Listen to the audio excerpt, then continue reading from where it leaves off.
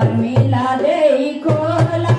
बाजार केवड़िया राज शिवा गुरु आई है ना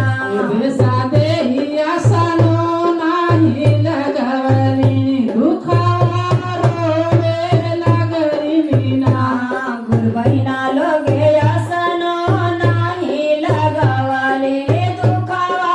रोवे लागली नीना भैया आसनो नाही लगवला दुखावा रोवे लागले ना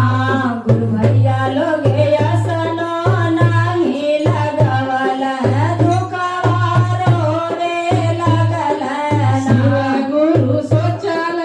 नाही समाजाला दया बरसावे लागले ना गुरु सोचला ना समझला दया बरसावे लागला शिव गुरु सोचल नाही समाजाला दया बरसावे लागले ना गुरु सोचला ना समझला दया बरसावे लागला भगवा बोलेला हो अगनमा आजू गौरा मैया आई है ना बोले लाया गनवा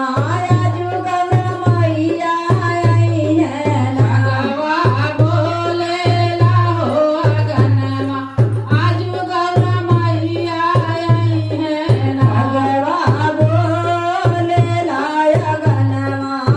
जुगव मैया आई है ना सबको बहना खोला बाजार के वाड़िया